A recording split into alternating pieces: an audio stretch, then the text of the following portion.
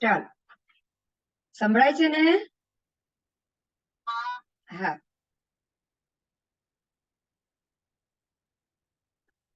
चलो। तो ये 10 चीज थी। अब आपको देखो, ये 10 चीज का संबंध किससे है? ये बहुत इंपॉर्टेंट टॉपिक है। हमको ये पता चले कि जब हम आहारक शरीर तक नहीं बना पाते हैं, हम क्षपक श्रेणी तक नहीं मान सकते हैं, ना ही हमको मन प्रयोग ज्ञान भी होगा, तो केवल ज्ञान तो उसके बाद की बात है, राइट? और ना ही हम उत्कृष्ट चारित्र का पालन कर सकते हैं, बरोबर ना? तो फिर कहाँ से केवल ज्ञान होगा, आप सोचो। ना केवल ज्ञान होगा, केवल ज्ञान नहीं होगा तो मोक्ष भी नहीं होगा। तो यही बात है कि परमात्मा की हाजिरी, परमात्मा के दीक्षा लेने के बाद, परमात्मा के दीक्षा, हाँ, दीक्षा लेकर भगवान को केवल ज्ञान हो जाए ना, उसी मतलब उनकी दीक्षा के ही तुरंत 1 साल या उतने ही अंदर में मोक्ष मार्ग शुरू होता है, और भगवान के जाने के कुछ ही साल में मोक्ष मार्ग भी बंद हो जाता है। तो ये समझने वाली बात है।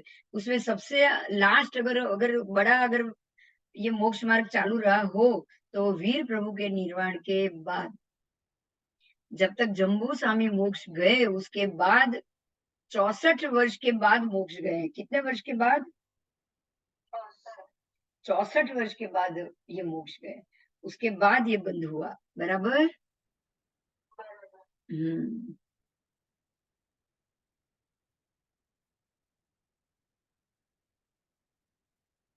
वो मोक्ष 64 वर्ष के बाद गए, लेकिन उनको केवल ज्ञान जल्दी हुआ, ये तो पता है ना? हाँ।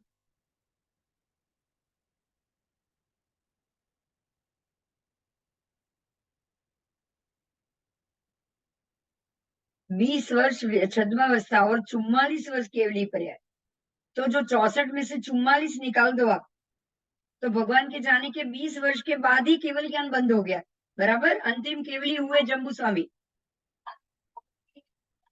हाँ। तो भगवान, हाँ, नहीं, वो तो निर्वाण हुआ, 64 वर्ष के बाद निर्वाण हुआ, मगर केवली तो वो 20 वर्ष में ही हो गए। भगवान के जाने के बाद 20 वर्ष में ही केवल ज्ञान बंद हो गया, क्योंकि अंतिम केवली तो वही है, जम्बू स्वामी। ठीक है। तो इसीलिए कहा गया है कि भरत क्षेत्र से जिनको मुक्ति मिली है, ऐसे अंतिम कौन हुए? जम्बू स्वामी। अंतिम केवली हुए जम्बू स्वामी। अब इनके पाठ पे जम्बू स्वामी केवली हो गए, अब प्रभु स्वामी आए हैं। प्रभु स्वामी काश्यप गोत्रीय थे, और अरे, जम्बू स्वामी काश्यप गोत्रीय के थे, और प्रभु स्वामी थे वो कात्यायन गोत्र के थे, और प्रभु के वत्स गोत्रीय मनक पिता स्थविर स्वयंभव शिष्य हुए। स्वयंभव, उसके बाद के पाठ कौन आए? प्रभु स्वामी के बाद आए स्वयंभव मुनि। कौन आए? स्वयंभव मुनि। एक दिन प्रभु मुनि ने अपनी पाठ पर स्थापन करने के लिए अपने गण में से और संघ में उपयोग दिया, परंतु कोई योग्य पुरुष नहीं मिला। अब देखिए, प्रभु स्वामी को अपनी पाठ सौंपने के लिए कोई व्यक्ति चाहिए था, तो उन्होंने देखा कि मेरे गण में से कौन है, पर उनको कोई योग्य पुरुष नहीं मिला। तो इसीलिए पर तीर्थ में उन्होंने देखा। कहाँ देखा? जो जैन नहीं है वहां पे। तो पर तीर्थ में ऐसा ढूंढने पे उनको राजगुरु नगर में यज्ञ करते हुए श्री संयमभव भट्ट, ये भी ब्राह्मण थे, और उनको उन्होंने देखा, और वहां की उन्होंने 2 साधुओं को भेजा। उन्होंने क्या किया? वो संयमभव भट्ट के पास 2 साधुओं को भेजा, और 2 साधुओं ने एक वाक्य का उच्चारण किया वहां जाके कि अहो कष्ट महो कष्ट तत्वम न ज्ञायते परम। यानी इसका अर्थ ये हुआ कि ये तो कष्ट ही कष्ट है, जिसमें तत्व तो कुछ मालूम नहीं होता। अगर तत्व मालूम ना पड़े तो ये तो कष्ट ही कष्ट कहा जाएगा। और ये वाक्य सुनकर संयमभव ने तुरंत ही तलवार निकाली और अपने ब्राह्मण गुरु से जोर देकर पूछा। तब उसने यज्ञ स्तंभ के नीचे से निकालकर श्री शांतिनाथ प्रभु की प्रतिमा दिखलाई। अब देखो क्या हुआ था कि उन्होंने एक जो यज्ञ स्तंभ बनाया था, वो जो स्वयंभव भट्ट ब्राह्मण थे, बराबर, तो उन्होंने यज्ञ स्तंभ बनाया था। इसके नीचे, जमीन के नीचे शांतिनाथ भगवान की प्रतिमा दाटी हुई थी। क्या दाटा हुआ था अंदर? शांतिनाथ भगवान की प्रतिमा। तो इसीलिए इन्होंने ये बोला कि अहो कष्टम महो कष्टम, अरे ये तो महान कष्ट है कि तत्व का इसको पता ही नहीं है, ये व्यक्ति तत्व जानता ही नहीं है, कितना बड़ा कष्ट है। तो उनको गुस्सा आया, उन्होंने तलवार निकाली। तलवार निकाली और पूछा, तो गुरुदेव ने बोला कि भाई तू देख, नहीं नीचे तेरा यज्ञ स्तंभ उखाड़। अब यज्ञ स्तंभ उखाड़ा तो नीचे से शांतिनाथ भगवान की प्रतिमा निकली। और ये उनके दर्शन से प्रतिबोधित होकर वो स्वयंभव मुनि भट्ट थे, उन्होंने प्रभु स्वामी के पास दीक्षा ली। बराबर, क्या घटना हुई समझ में आ गया ना? तो प्रभु स्वामी की दीक्षा इस प्रकार से हुई कि अरे ये इतने ज्ञानी है तो ये यही मेरे गुरु है।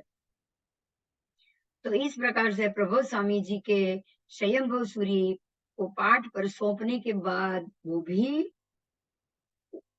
अपना आयुष्य पूर्ण करके स्वर्ग चले गए, देवलोक गए, क्योंकि यहाँ से तो अब मोक्ष बंद हो चुका है ना पहले से ही। अब बने स्वयंभव सूरी पाठ। तो श्री स्वयंभव सूरी भी पाठ पर अपने अपनी स्त्री से, उनका एक पुत्र था मनक नाम का, मनक मुनि। तो उन्होंने ये मनक नाम के पुत्र को 10 वैकालिक पुत्र के हित के लिए 10 वैकालिक सूत्र की रचना की।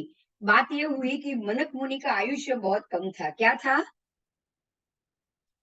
मनुष्य मनक मुनि का आयुष्य बहुत कम था और अपने पुत्र को उनको ये 14 पूर्व, देखो यहाँ तक 14 पूर्व चालू है, यहाँ तक क्या चालू है बोलो?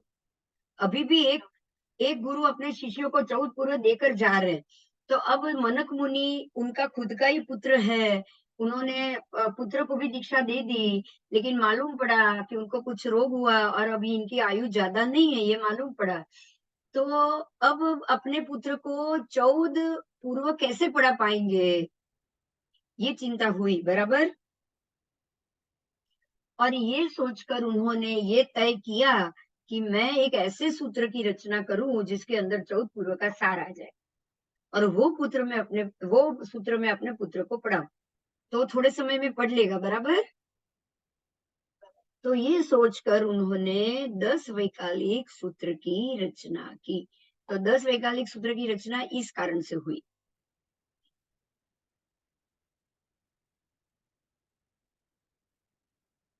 आओ आगे।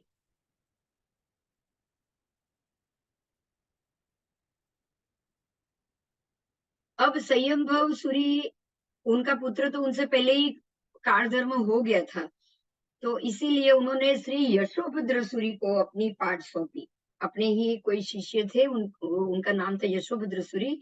तो अब इनकी पाठ पे आए श्री यशोभद्र सूरी। वो थे वत्स गोत्रीय मनक पिता, जो स्वयंभव मुनि थे। उन्होंने ये तुंगी कायन गोत्रीय स्थवीर श्री आर्य यशोभद्र नामक जो उनके शिष्य थे, उनको पाठ सौंपी।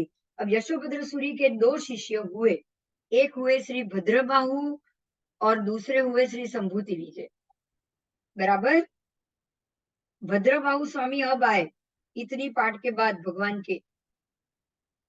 तो यशोभद्र सूरी जी ने अपनी ये जो पाठ थी वो ये दोनों को सौंपी, संभूति विजय और भद्रबाहु।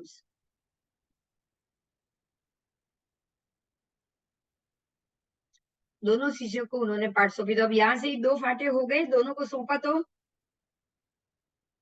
यहाँ तक एक ही चली थी पाठ परंपरा, क्योंकि सब लोग एक को ही सौंपते थे, इन्होंने यहाँ 2 को सौंप दिए। तो संभूति विजय भी अलग हो गए और भद्रबाहु भी पाठ परंपरा से उनकी पाठ भी अलग हुई। आर्य यशोभद्र के आगे स्थवीरावली इस प्रकार से कि यशोभद्र के 2 स्थवीर शिष्य संभूति विजय और दूसरे थे भद्रबाहु। अब यशोभद्र की पाठ पर संभूति विजय और भद्रबाहु दोनों पटदर हुए, जिनमें भद्रबाहु का संबंध इस प्रकार से है। तो भद्रबाहु की यहाँ बात बताई है। प्रतिष्ठानपुर नगर में वरामीर और भद्रबाहु नाम के 2 ब्राह्मणों ने दीक्षा ली। ये दोनों ब्राह्मण थे, दोनों भाई थे, वरामीर और भद्रबाहु। उसमें भद्रबाहु को आचार्य पद दे दिया गया और वरामीर को नहीं दिया गया।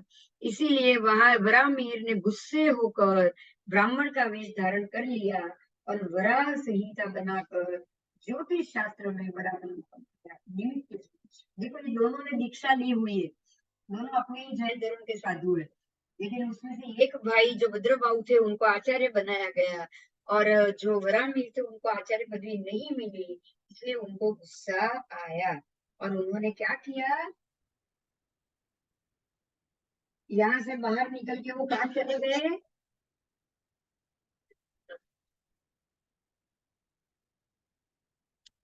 ज्योतिष शास्त्र में उन्होंने निमित्त ज्योतिष की प्ररूपणा की और अपना गुजारा करना चलाना चालू किया। वो ज्योतिष बन गए, राज ज्योतिष बन गए। लोगों में ये कहने लगे कि मैंने जंगल में एक जगह शिला पर सिंह लग्न लिखा था, सोते समय मुझे याद आया कि मैंने उस लग्न को मिटाया नहीं है।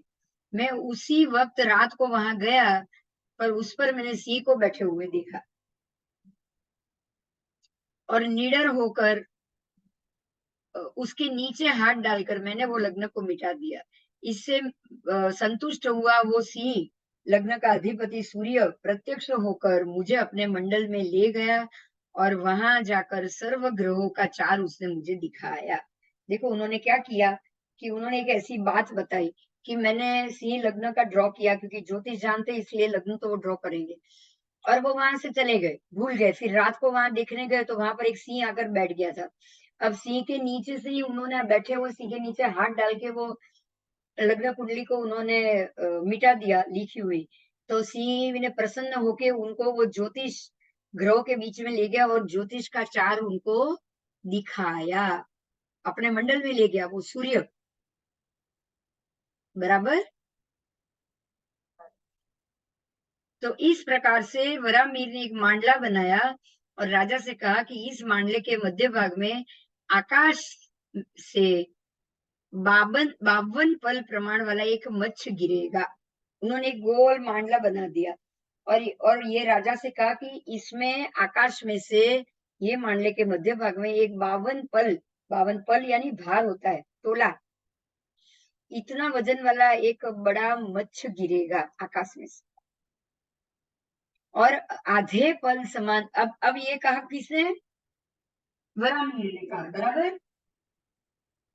अब भद्रबाहु भी तो उधर ही थे, ये ज्योतिष थे और ये साधु थे, तो भद्रबाहु ने उनकी बात काटी और उन्होंने कहा कि नहीं, ऐसा कोई 52 पल वाला मच्छ गिरने वाला नहीं है, परंतु उसकी जगह आधा पल प्रमाण वजन, वो जो मच्छ गिरेगा ना, वो गिरते गिरते आधा पल जितना वजन उसका रास्ते में ही सूख जाएगा,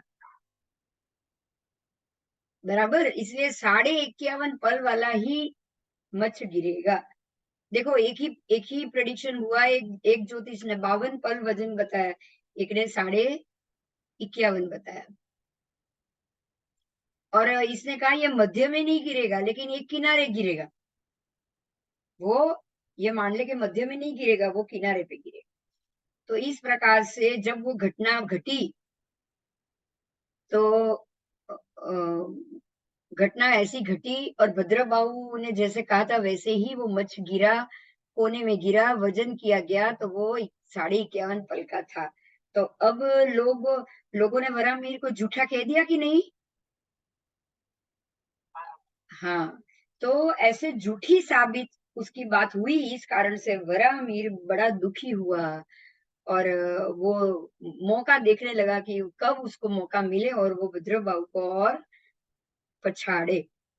अब हुआ ये कि राजा के यहाँ पुत्र का जन्म हुआ और पुत्र का जन्म हुआ तो वरामीर ने उसका 100 वर्ष का आयु बताया। वरामीर ने बोला कि तुम्हारा बेटा 100 वर्ष तक जिएगा, और लोगों में ये बात फैल गई। लेकिन जब भद्रबाहु को पता चला तब उन्होंने उसकी गिनती की और गिनती करके, इसीलिए देखो आप, हमारे पास 2 ज्योतिष है, एक है वरामीर संहिता और दूसरी है भद्रबाहु संहिता।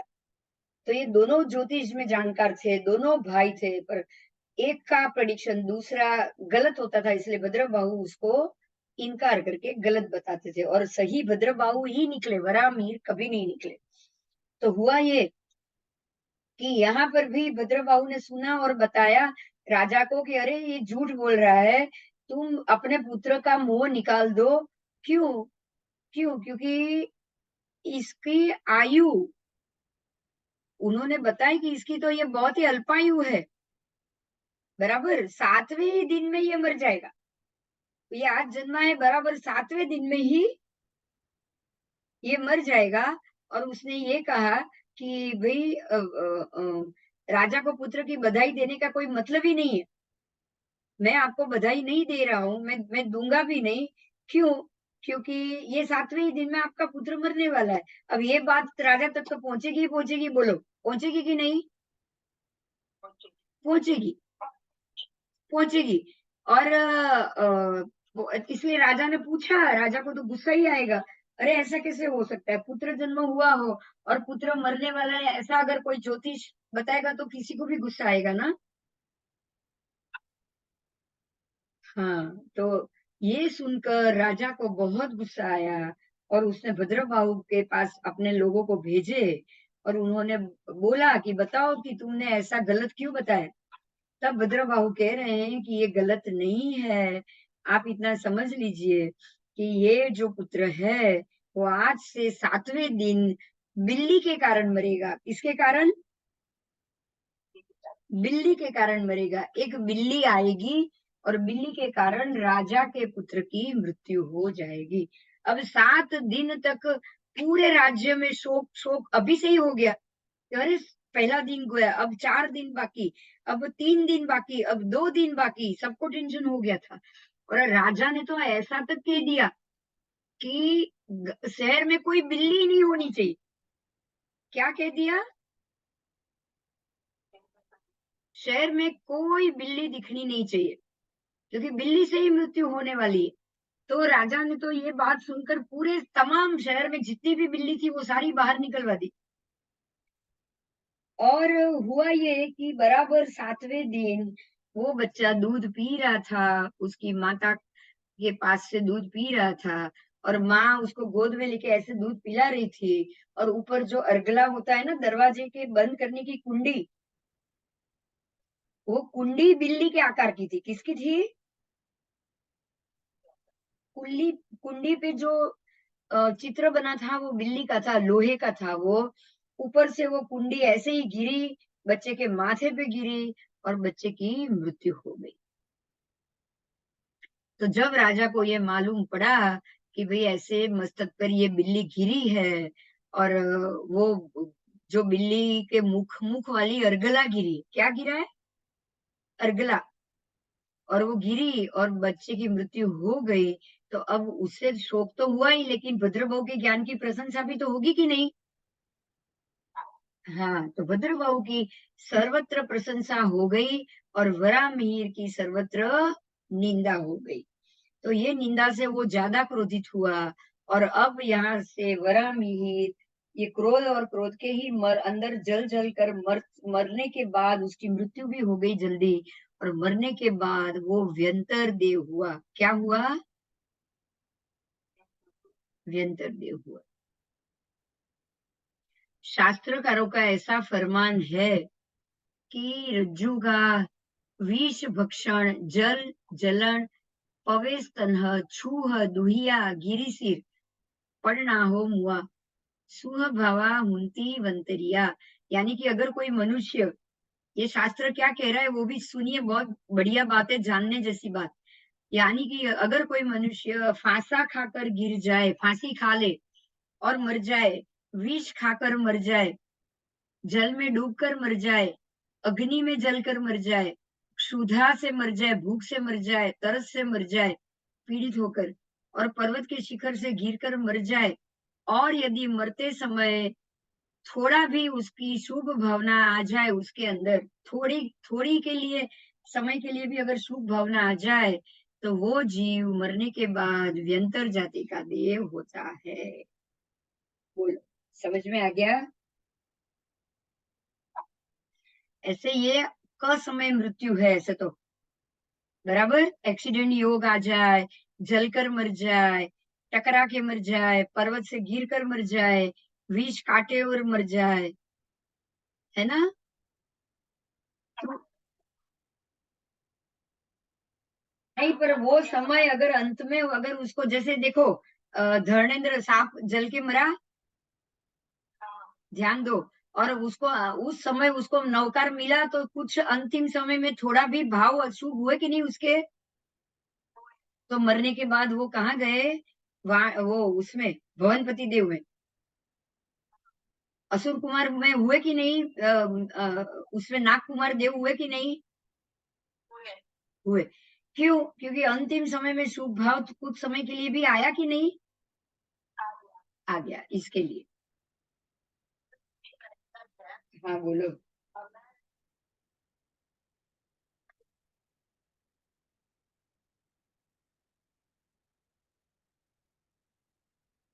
हाँ। ઓહો, કેટલા વર્ષની?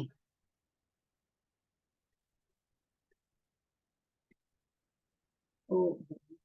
હવે આને શું જોગાનું જોગ કેવો? મારાથી 2 જ વર્ષ મોટા ભાઈ મારા 15 દિવસ પહેલા ગુજરી ગયા, 20 દિવસ પહેલા, બોલ. હા, મારાથી 2 વર્ષ, જેને કેન્સર નતું થયું એ પણ ગુજરી ગયા ભાઈ. મારા ક્લાસ બંધ એટલે જ થયેલા હતા. હા. ના ના, ક્લાસ ભાઈ ગુજરી ગયા એટલે ત્યાંથી તો આપણે ક્લાસ ને બધું લઈએ નહીં ને. હા, સુરત હતું. ભાઈ ગુજરી ગયેલા ને એટલે. હા, સગા જ ભાઈ, 2 વર્ષ મોટા. એને કેન્સર થયેલું ને 8 મહિના 6 મહિનાથી, તો એ બધું ઓપરેશન બધું સારું થઈ ગયેલું, પણ હવે અંદર ને અંદર એમાં બેક્ટેરિયા થઈ ગયા, એમાં એ મરી ગયો. એટલે આમાં છે ને. હા બોલ.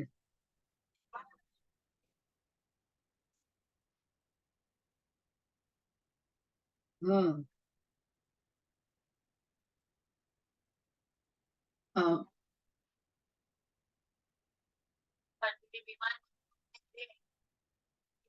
ટ્રીટમેન્ટ હોય એ બધા બહુ હાઈ લેવલના કરતી હતી. તો એ મહાત્માઓને પૂછેલું તો કીધું કે એ દેવલોકમાં ગઈ છે કેમ કે એની આંખો ખુલી નહીં ખુલી હતી. એટલે આંખેથી જીવ ગયો છે. મારે ભાઈને આંખેથી જ જીવ ગયો.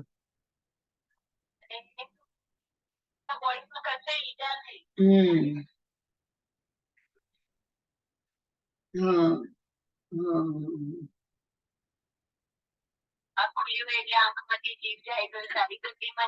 એટલે એ તો ગતિ સારી, એ ડેવલપમાં જ જાય, ઉપરથી જાય એટલે. પણ કહેવાનો અર્થ આમાં શું આવ્યો છે? જો આપણે જે મુદ્દો આવ્યો એમાં શું આવ્યું કે તમારી મૃત્યુ આવી રીતનું થયું, એક્સિડેન્ટલ ડેથ, અપમૃત્યુ કહેવાય કે ભાઈ ચલો આનાથી થયું તમારું એમ.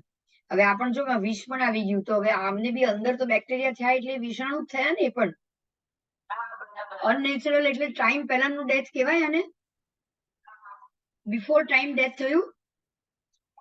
અને એમાં પણ જો અંતિમ સમયે તમને ધર્મ સાંભળવા મળ્યો કે અંતિમ સમયે ભાવ થોડા બી શુભ થયા તો એ ત્યાંથી મરીને એટલે પછી એ આ દેવલોકમાં આવે, વ્યંતર દેવ, વાણવ્યંતર દેવ, અસુર કુમાર દેવ, એ બધા દેવલોકમાં ખાસ કરીને. પણ જો પેલું સુખેથી મૃત્યુ થયું હોય ને પેલો દેવલોક જાય ને, જે વૈમાનિક દેવલોક, એ આમાં નહીં. એટલે જો તમને આજે એ વસ્તુ જાણવા મળી કે દેવલોકમાં પણ આ 2 પ્રકારના છે, તો કઈ રીતના મૃત્યુથી જીવ ક્યાં આગળ જાય છે.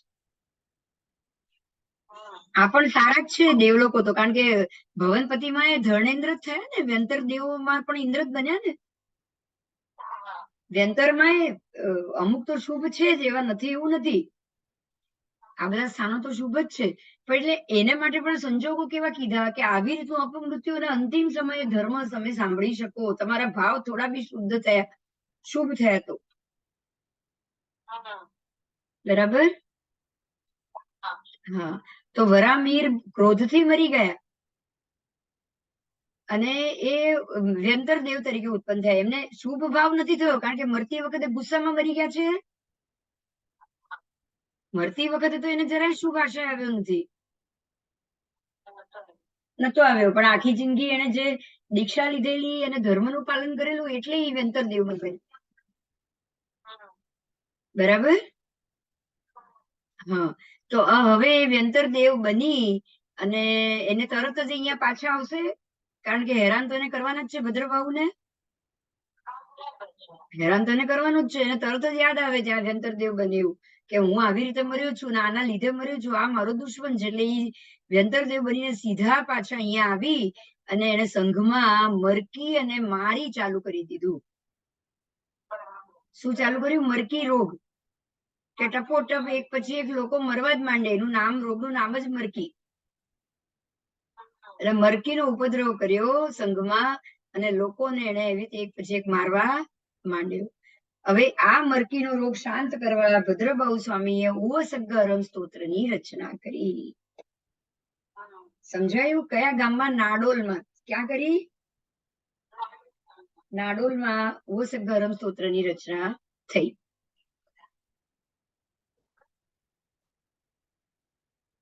ના, ઉવસગ નાડોલમાં તો જીવિત મહાવીર સ્વામી છે. મહાવીર સ્વામીની જીવતા ભરાયેલી પ્રતિમા છે. પણ આ નગરમાં જ ઉપદ્રવ થયો. આ જ નગરમાં ભદ્રબાહુ હતા. આ જ નગરમાં વરામીર રહેતો હતો.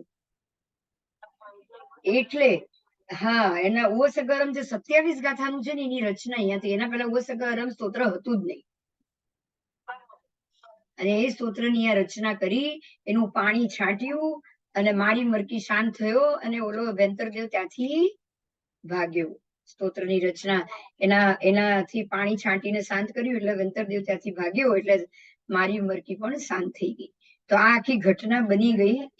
એને માટે ભદ્રબાહુ સ્વામી દ્વારા ઉવસગરમ સ્તોત્રની રચના થઈ એવો આ પ્રસંગનો ઉલ્લેખ થયો. બરાબર? અને સંઘનું કલ્યાણ થયું. હવે એના પછી કોણ? ભદ્રબાહુ સ્વામી પછી કોણ હતા? તો માઢર ગોત્રીય સંભૂતિ વિજયના શિષ્ય ગૌતમ ગોત્રીય સ્થૂલીભદ્ર શિષ્ય. એ પણ ગૌતમ ગોત્રીય. ગૌતમ ગોત્રીય મતલબ એ ગૌતમ એ રોહિણી નક્ષત્ર જેનું પણ હોય ને એનું ગોત્ર ગૌતમ કહેવાય. હા, એટલે ઇન્દ્રભૂતિનું પણ ગૌતમ ગોત્ર હતું, કારણ કે એ રોહિણી નક્ષત્ર હતા. એવી રીતે આ સ્થૂલીભદ્ર પણ રોહિણી નક્ષત્ર હતા. બરાબર? એટલે એ પણ ગૌતમ ગોત્રીય કહેવાય. તો સ્થૂલીભદ્રની ઘટના છે કે પાટલીપુર નગરમાં શકડાલ મંત્રીના પુત્ર સ્થૂલીભદ્ર સ્વામી. પાટલીપુત્ર નગર, એમાં એક શકટાલ મંત્રી હતા. કોણ? મંત્રીનું નામ શું હતું? શકટાલ. અને એ મંત્રી ના પુત્ર, બે પુત્ર હતા. શકટાલ મંત્રીને બે પુત્ર, એમાં સૌથી મોટા સ્થૂલીભદ્ર. પરંતુ સ્થૂલીભદ્ર 12 વર્ષ સુધી એક ગણિકા કોષા નામની વેશ્યાના પ્રેમમાં પડ્યા અને એ 12 વર્ષ સુધી કોષા વેશ્યાના ઘરે જ રહ્યા. તો હવે એક મંત્રી છે, રાજાના મંત્રી, અને એનો પુત્ર વેશ્યાના ઘરે જ રહે, ઘરે જાય જ નહીં, તો નગરમાં કેવી ચર્ચા થાય વિચારો. ઘણી ચર્ચા થાય. એમને સમજાવ્યા, શકટાલ મંત્રીએ બહુ સમજાવ્યા પોતાના દીકરાને, એના ભાઈઓએ સમજાવ્યા, એની બહેનોએ સમજાવ્યા, પણ એ માન્યા નહીં. અને એ પછી ત્યાં જ રહ્યા.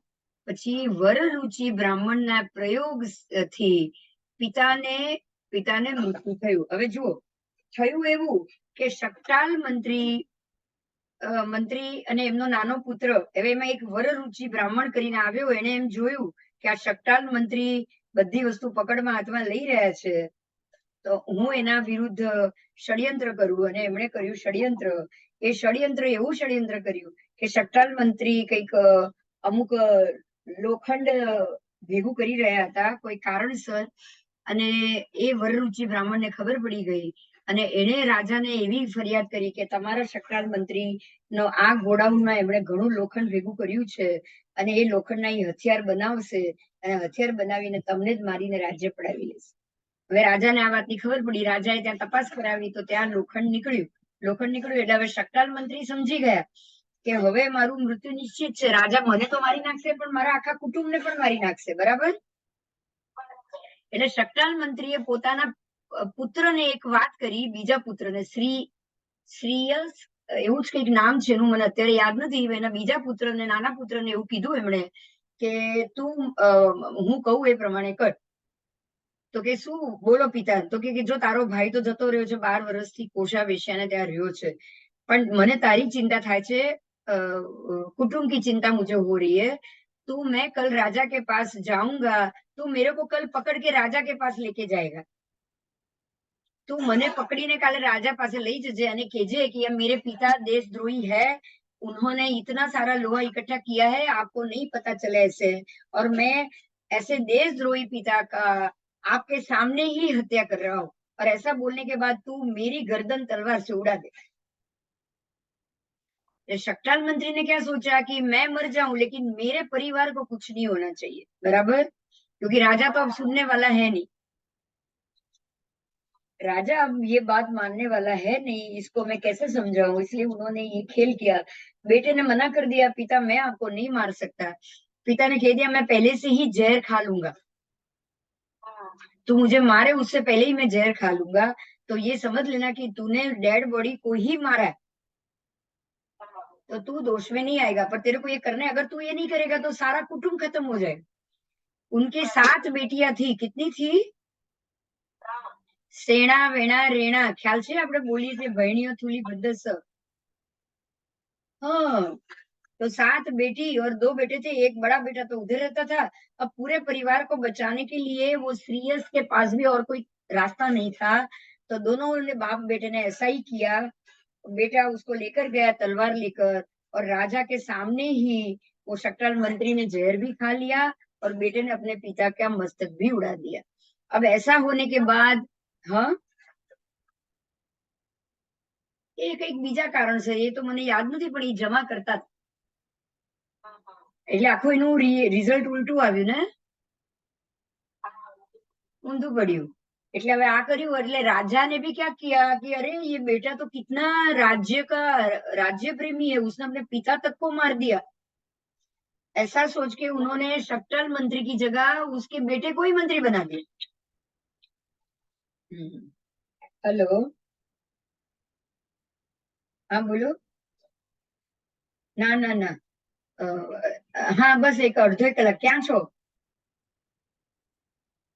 હા તો આવી જાવ, વાંધો નહીં, ઘરે ક્લાસ ચાલુ છે, થોડું સાંભળજો, બીજું કઈ, આવી જાવ। હા હા હા,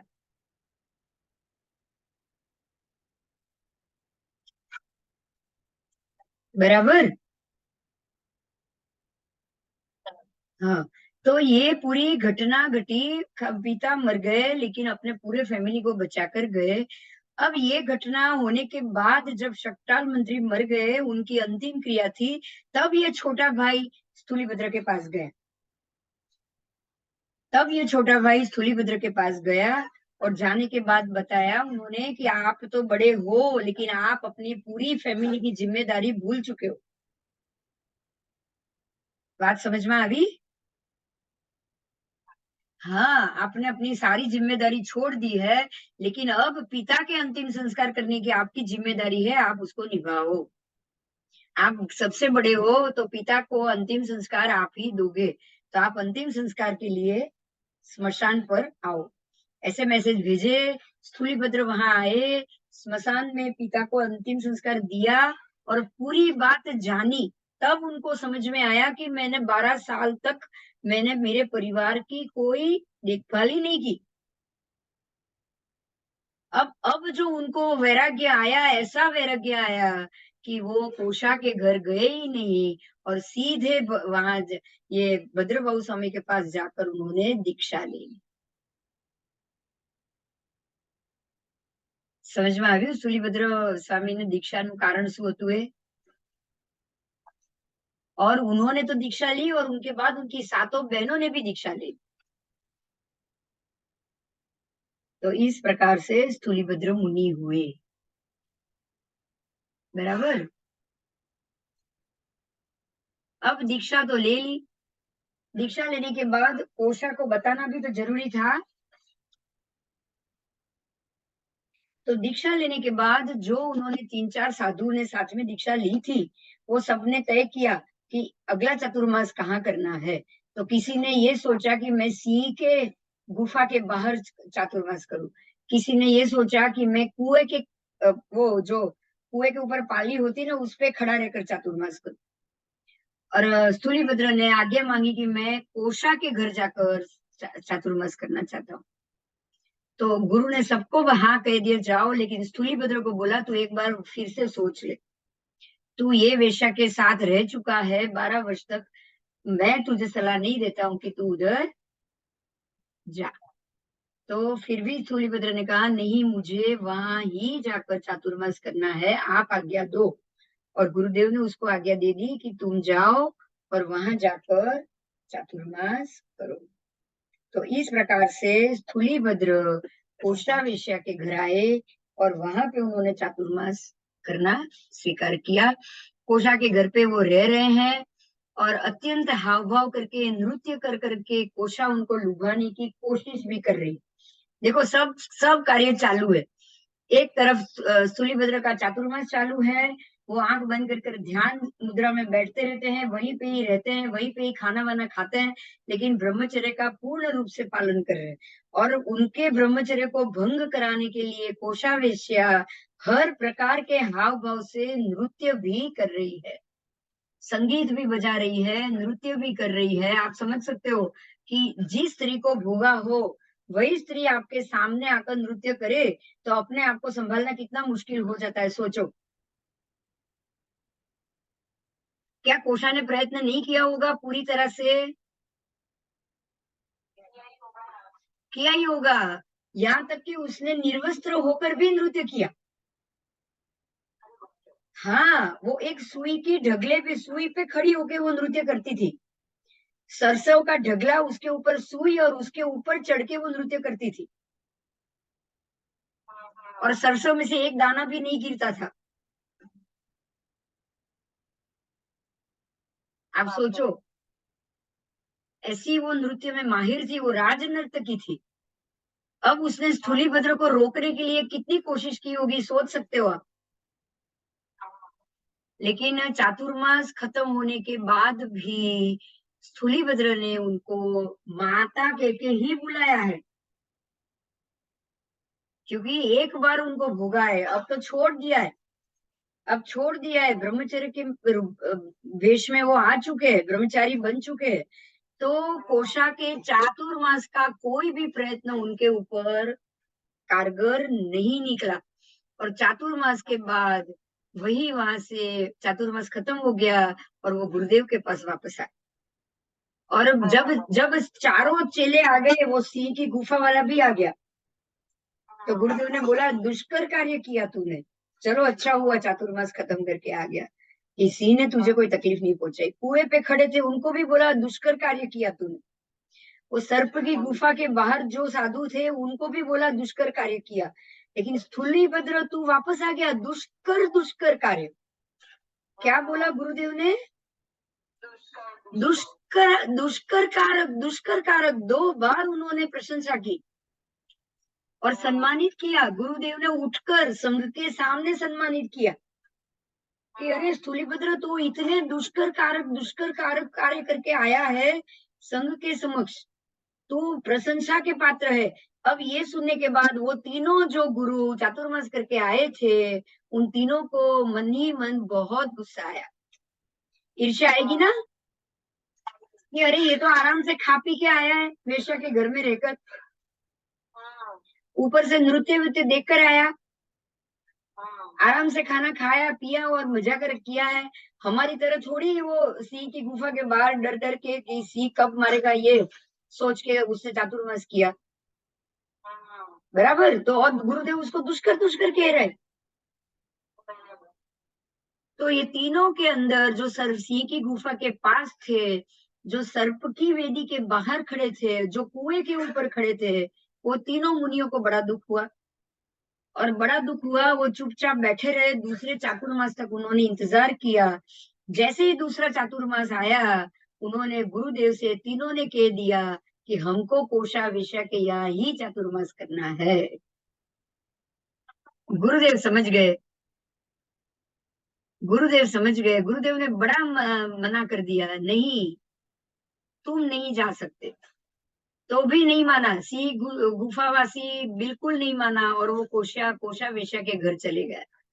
और दूसरा भी नहीं माना, वहां चला गया, तीसरा भी नहीं माना, वहां चला गया, तीनों वहां इकट्ठे हो गए।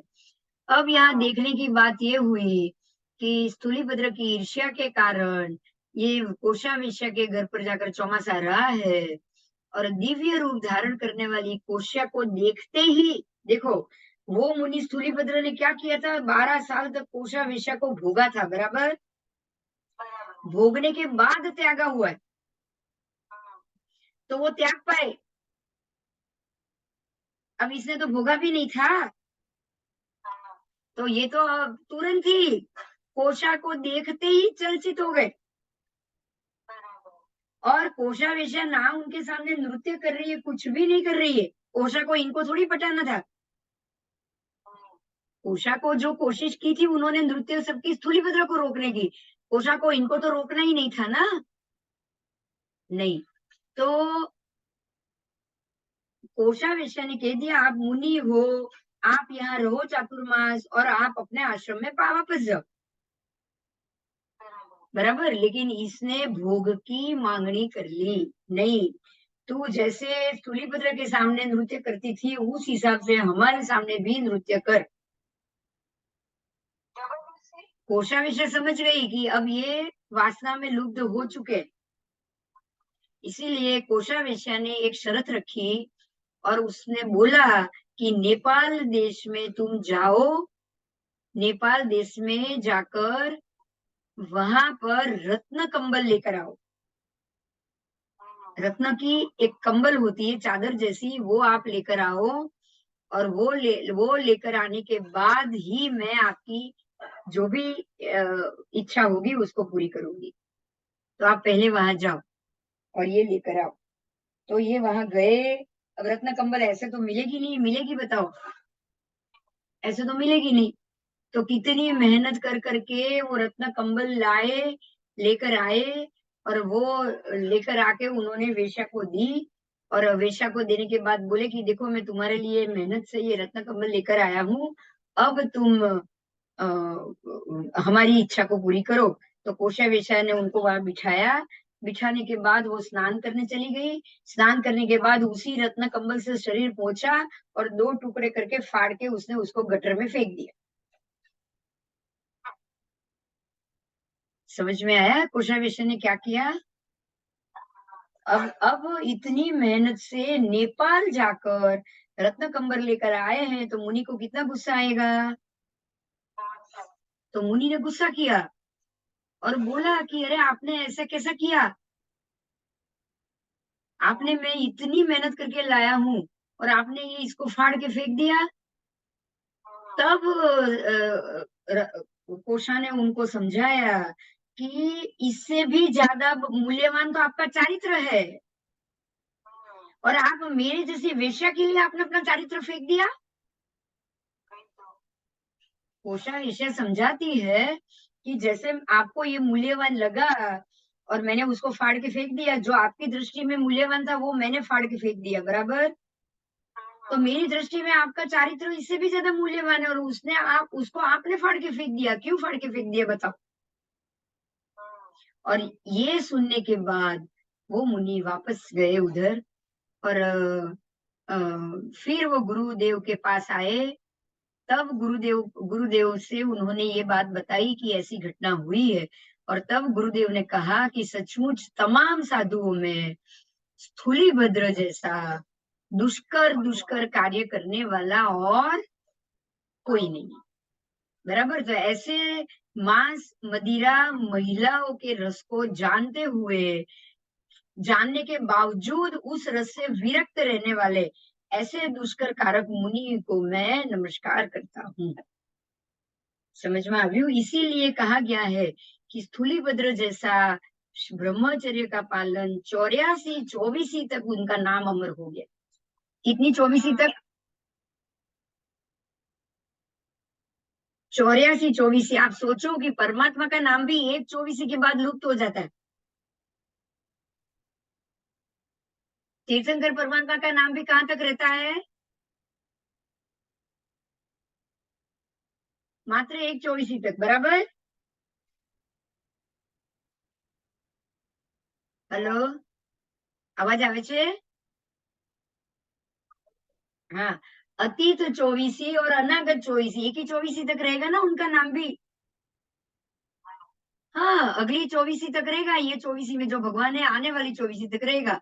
लेकिन एक ही चौबीसी तक रहने वाले तीर्थंकर परमात्मा का नाम उससे भी ज्यादा स्थूलीभद्र का नाम होगा फेमस, जो 84 चौबीसी तक रहेगा। कहां तक?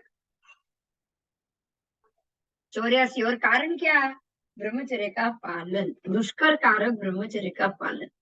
तो इसीलिए स्थूलीभद्र का नाम बहुत ही उत्कृष्ट रूप से लिया जाएगा दुष्कर पालन, चारित्र पालन के लिए। चलो अब आगे जाएंगे। वो उसमें एक बार ऐसी घटना हुई कि राजा ने अपने रथवान पर, राजा खुश हो गया। देखो यही उस समय की बात है, कोषा वेश्या की ही ये बात चल रही है। राजा अपने जो रथ चालक है उस पर बहुत खुश हो गया कि मांग तेरे को क्या चाहिए। और रथ चालक ने क्या मांगा? उसने कोषा वेश्या की मांगनी की। किसकी मांगनी की? कोषा वेश्या की। रथ चालक ने बोला कि मुझे कोषा वेश्या चाहिए। और राजा राजा को तो वरदान देना था, इसलिए उसने दे दिया। उसने कोषा वेश्या को ऑर्डर दे दिया कि तू अब रथवान के साथ जाके रहेगी। अब आप ये सोचो, क्या ये कोषा को चलेगा? क्योंकि स्थूलीभद्र आकर गए, स्थूलीभद्र वैराग्य में इतने मजबूत रहे, और ये देखकर कोषा को भी वैराग्य आ गया था। और उसने ये मुनि को समझाया ना। साधु धर्म का महत्व वो कैसे समझाएगी जब वो साधु धर्म को जानेगी नहीं? तो स्थूलीभद्र के साथ रहकर, जैसे कोषा नृत्य करके उनको रिझाती थी, वैसे स्थूलीभद्र ज्ञान देकर, चातुर्मास ऐसे तो करेगा नहीं ना कोई, व्याख्यान तो देंगे ही देंगे। तो वो चातुर्मास जब स्थूलीभद्र यहाँ रहे, ये पूरा घर उपासक जैसा हो गया था। और उनके ज्ञान से, और स्थूलीभद्र को कोषा ने कोशिश की, वो नहीं लिपटे, तो वो वैरागी हो गई। दो में से एक होना था। अब ऐसे राजा ने स्थूलीभद्र, अरे अपने रथवान को खुश करने के लिए कोषा वेश्या को दे दिया रथवान को। अब समझो कि वेश्या की हालत क्या हुई, बोलो। फंसाई गई। रथवान वेश्या के घर गया और वेश्या को उसने कहा कि भाई, तू, राजा ने मुझे तुझे दान में दे दिया है, गिफ्ट में दे दिया है। तो मैं तुझे एक मेरी अब उसको होशियारी तो बतानी पड़ेगी ना, वेश्या कैसे उस पे रिझेगी।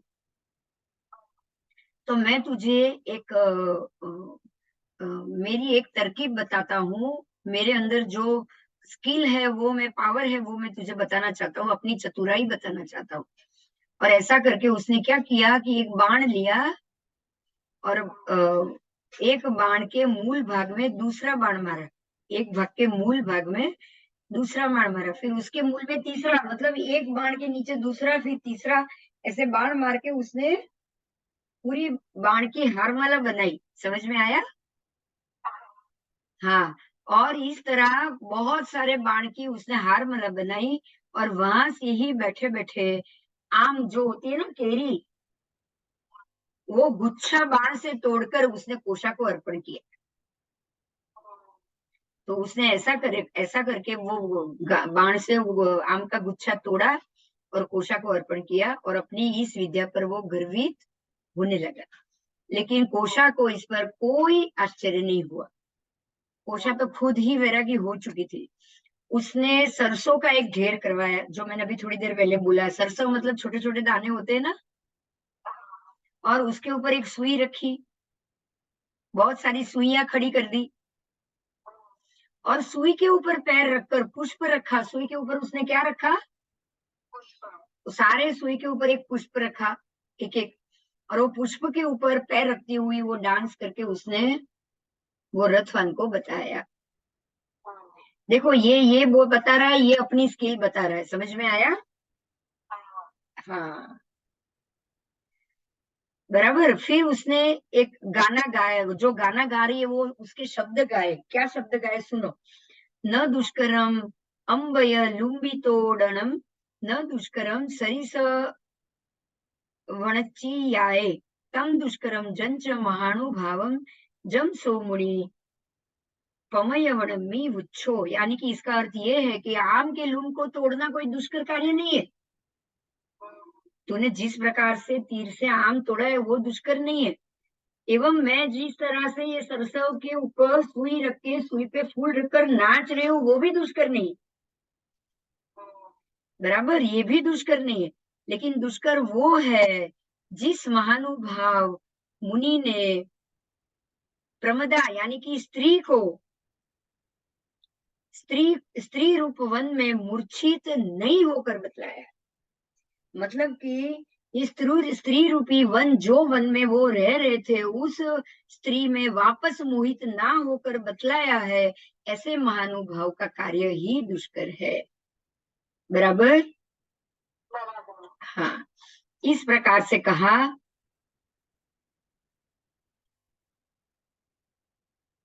जिसने अग्नि में प्रवेश करने पर भी अपने आप को अग्नि से नहीं जलने दिया, देखो ये कैसा दुष्कर कार्य है, वो बोल रही है, वो गा रही है। जिसने पर्वत पर रहकर भी, गुफा में रहकर भी, निर्जन वन में बसकर भी हजारों मुनियों ने इंद्रियों को वश में कर दिया है, बराबर।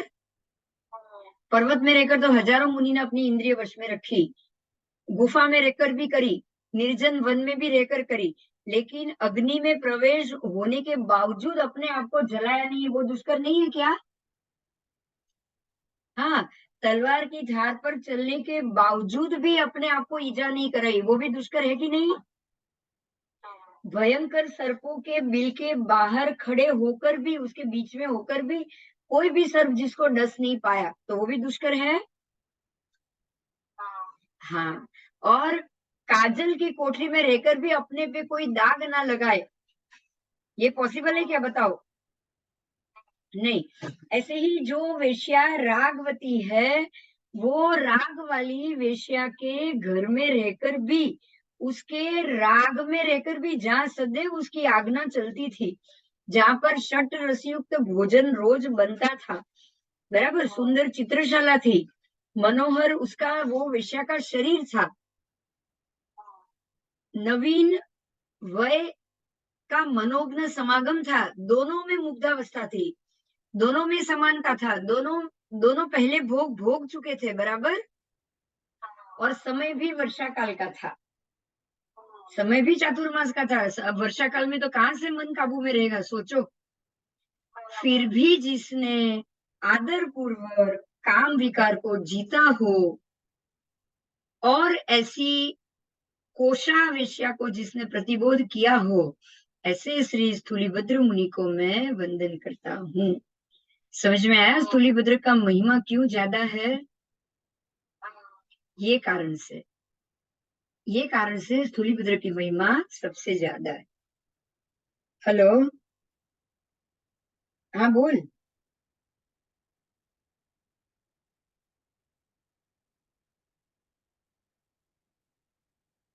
હા તો તું બંનેનો મને ફોટો મોકલ ને.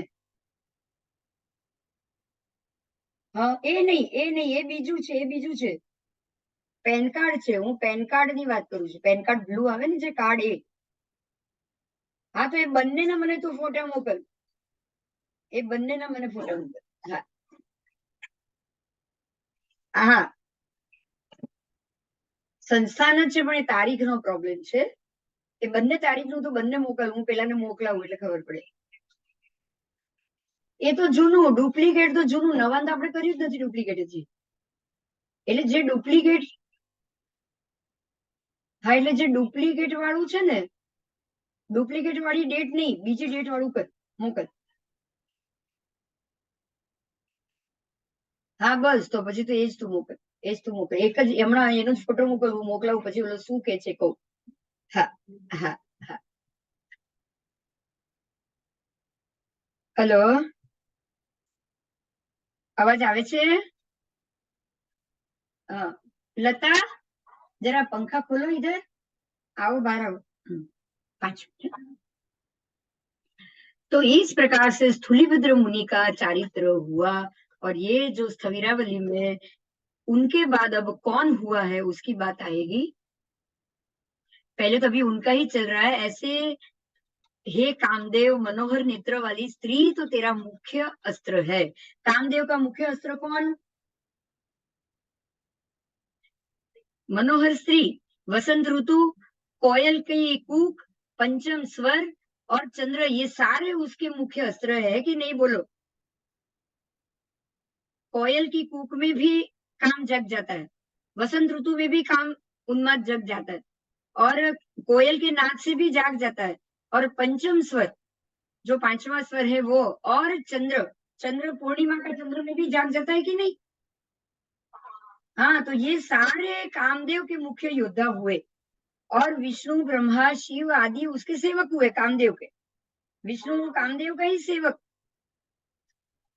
तो इस प्रकार से मुनि से कामदेव का ही वध हुआ, बराबर। इसीलिए उनको काम को जीतने वाला कहा गया। स्थूलिभद्र को क्या कहा गया है? कामदेव को जीतने वाले। ऐसे नंदीशेन मुनि भी तो काम के सामने हार गए थे। वेश्या के घर मुनि वेश छोड़ के 10 वर्ष रहे कि नहीं? और रथनेमी नेमिनाथ भगवान के भाई, उन्होंने भी दीक्षा ही ले ली थी ना, और राजीमती को वो गीले देखकर उनका भी तो काम जाग गया था।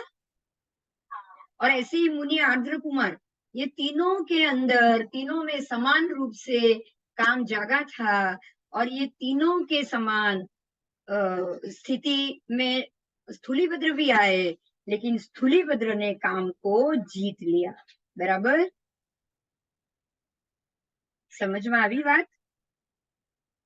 हाँ, तो इस प्रकार से नेमिनाथ, श्री जम्बू स्वामी, श्री सुदर्शन सेठ के बाद अगर कामदेव को कोई पछाड़ने वाला चौथा हुआ तो वो है स्थूलिभद्र स्वामी। जो नेमिनाथ ने भी काम को पछाड़ा ना। हाँ, शादी हो रही थी और शादी नहीं की। ऐसे ही जम्बू स्वामी 8 पत्नियों को के साथ में दीक्षा ली, तो उन्होंने भी काम को ही पछाड़ा ना। हाँ, और सुदर्शन सेठ, वो तो उसकी भी घटना बहुत अच्छी है। वो रानीवास में रानी ने उनके ऊपर नजर लगाई, तो वो भी बच गए।